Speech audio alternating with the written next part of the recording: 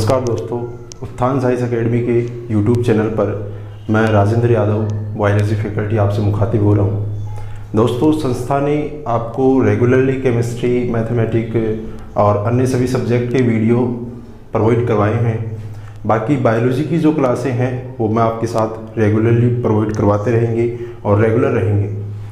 सबसे पहले हम बायोलॉजी में डिस्कस करेंगे बेसिक टॉपिक सेल, जो सबसे सामान्य होता है, सभी चैप्टर में सेल का जिक्र होता है।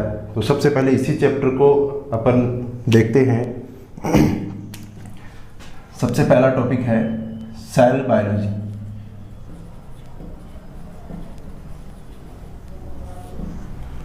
दोस्तों, अन्य सभी विषय की जो क्लासें हैं वो आपको रेगुलरली मिल रही थी। बाकी जो बायोलॉजी की क्लासें हैं वो अब आपके साथ बिल्कुल रेगुलरली रहेंगी। क्लासें टाइम टू टाइम आपको प्रोवाइड करवाई जाएंगी। सबसे पहले अपन चैप्टर ले रहे हैं सेल बायोलॉजी। देखो, सेल पढ़ने से पहले अपन एक छोटी सी बात करते हैं बायोलॉजी के बारे में। भाई, बायोलॉजी पढ़ रहे हैं तो बायोलॉजी क्या है, क्यों पढ़ रहे हैं, किसके बारे में पढ़ते हैं अपन इसमें। तो देखो, हमारे जो जैविक मंडल है, जैविक मंडल पर दो चीज़ें होती हैं। हमारे जीव मंडल में दो चीज़ हैं, एक तो है जैविक बायोटिक और एक है एबायोटिक अजैविक।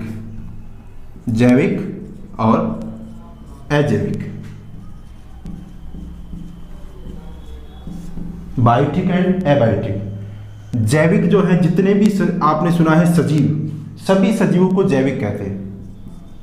सभी सजीव जो हैं वो क्या कहलाते हैं, जैविक। और जितने भी निर्जीव हैं वो सभी होते हैं अजैविक। सभी सजीव जैविक और जितने भी निर्जीव हैं वो है सभी अजैविक। देखो, नाम में लिखा है जैविक। जैविक का मतलब होता है जिनमें जीवन होता है, और जिनमें जीवन होता है उन्हें हम कहते हैं सजीव। अजैविक, जिनमें जीवन नहीं होता है उन्हें हम कहते हैं निर्जीव। सजीव और निर्जीव, biotic and abiotic, living and non living. अपन बायोलॉजी में जिसकी चर्चा करते हैं होते हैं सजीव। सभी सजीवों के बारे में अध्ययन करना होता है बायोलॉजी। बायोलॉजी का मतलब होता है बायो मतलब जीव, लॉजी यानी अध्ययन, यानी जीवों के बारे में अध्ययन करने वाली शाखा होती है बायोलॉजी। तो अपन बायोलॉजी में जो भी डिस्कस करते हैं वो सब होता है सजीवों का। सजीवों के बारे में अपन को पढ़ना है, निर्जीव की चर्चा अपन नहीं करेंगे। ये तो ठीक है भाई, सजीव के बारे में पढ़ना है, निर्जीव को नहीं पढ़ेंगे।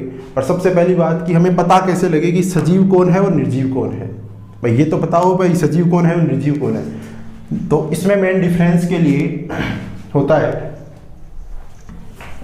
देखो, सजीव और निर्जीव को हम किस आधार पर बांटे, हमें कैसा पता लगेगा कि सजीव कौन होता है और निर्जीव कौन होता है।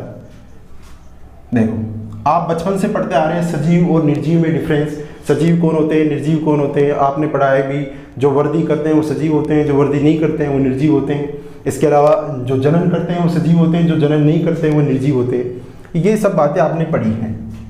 देखो, सबसे पहले अपन लेते हैं वर्दी को।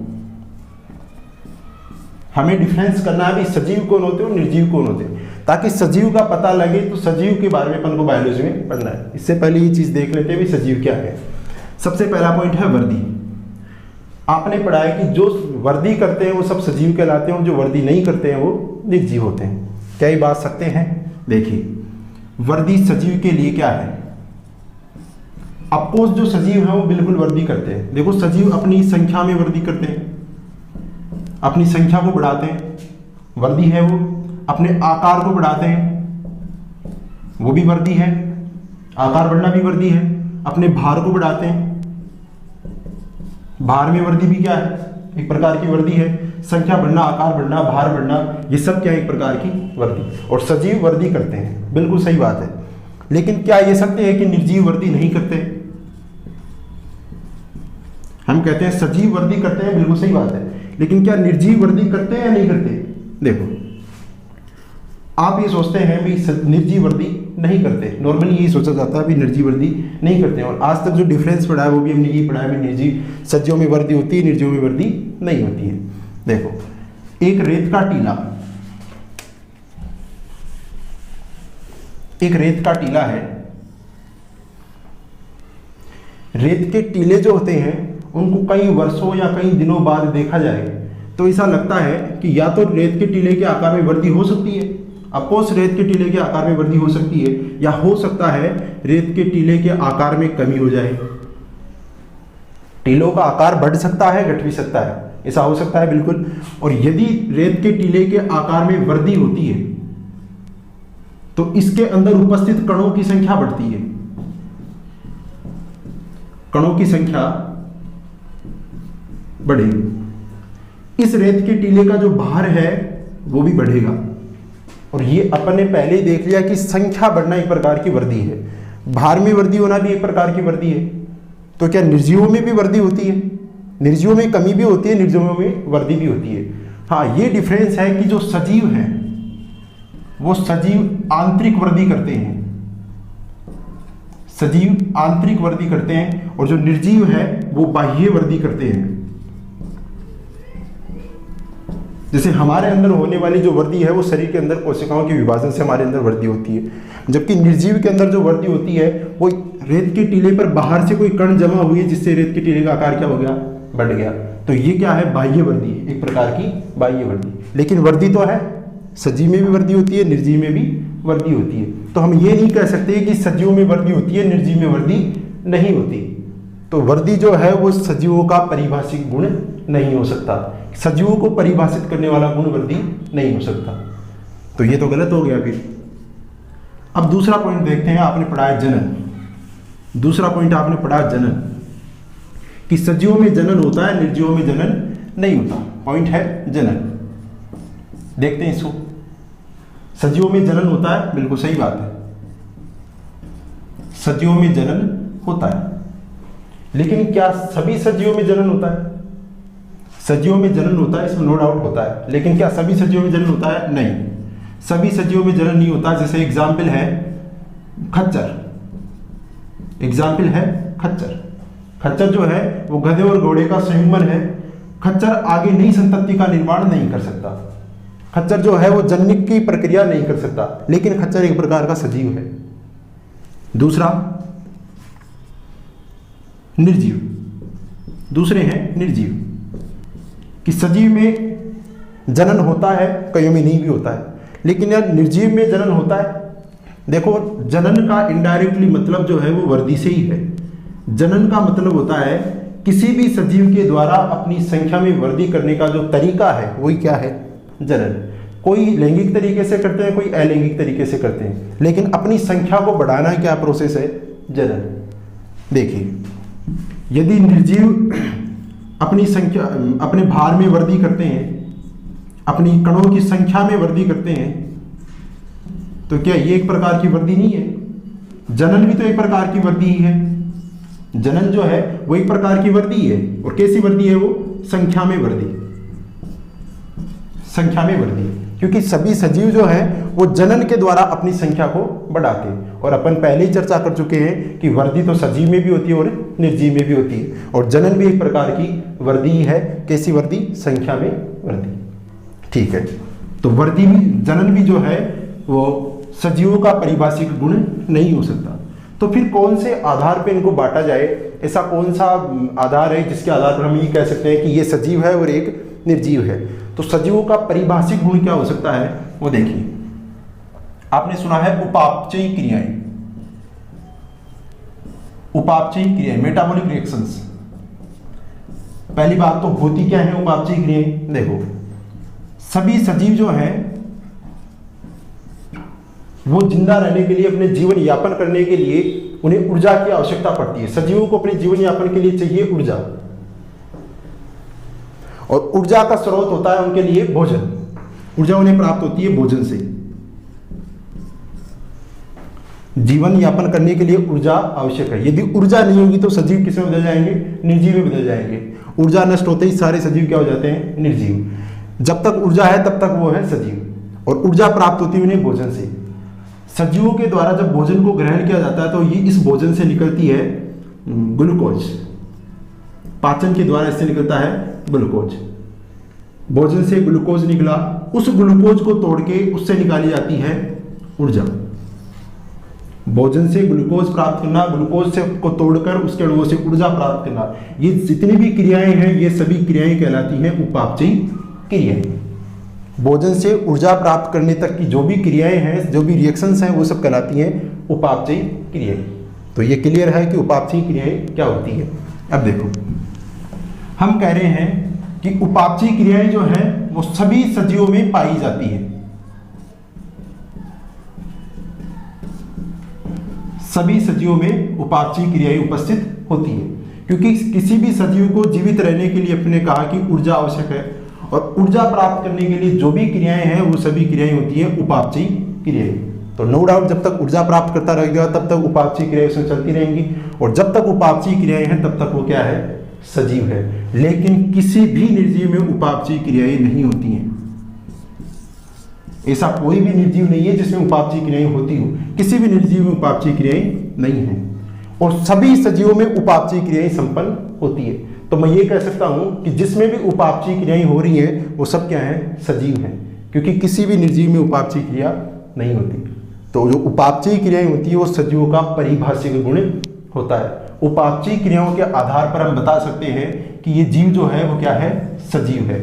यदि उसमें उपापचयी क्रियाएं हैं तो वो 100% सजीव है, यदि उसमें नहीं है तो वो 100% निर्जीव है, और इसका कोई अपवाद नहीं है। क्लियर। अगला पॉइंट है, एक पॉइंट और है, चेतनाएं, कॉन्शियसनेस, चेतना। देखो सजीवों में चेतना भी पाई जाती है, सजीवों में उपस्थित। दूसरा है, किसी भी निर्जीव में चेतना नहीं होती है।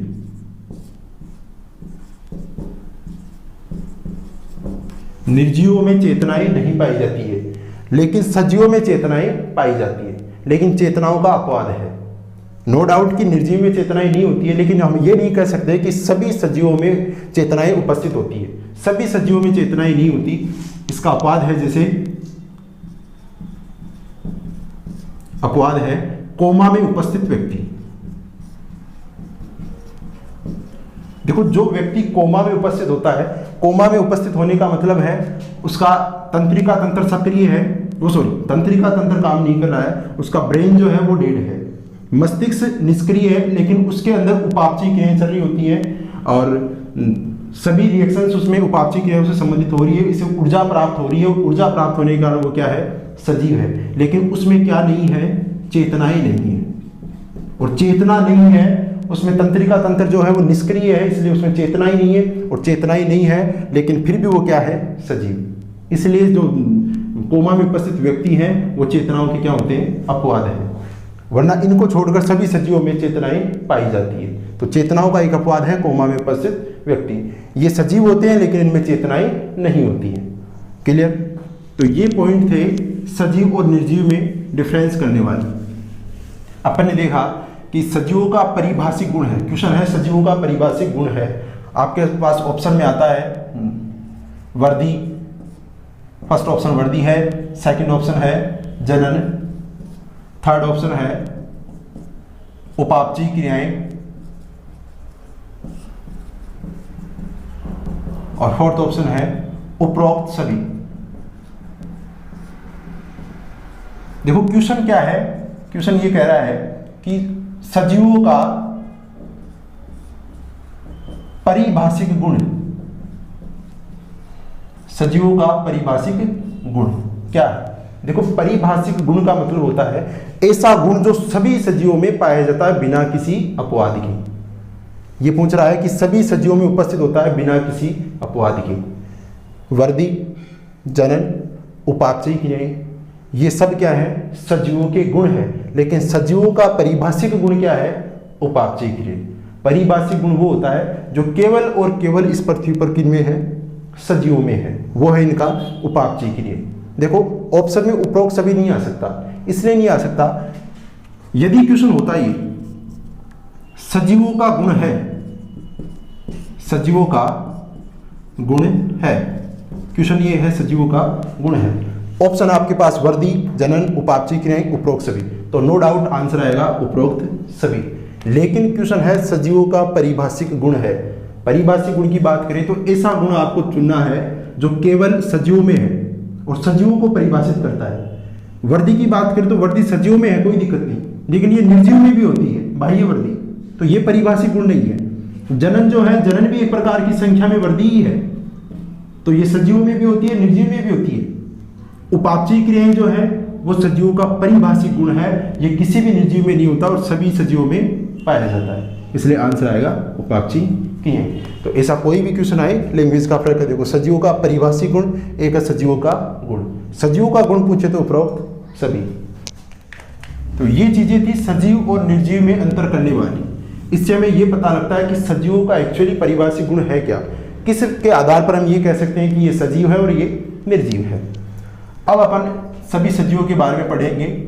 आपने यहाँ तक क्लियर हो गया कि सजीव क्या है और निर्जीव क्या है। अब अपन स्टार्ट करते हैं सेल बायोलॉजी।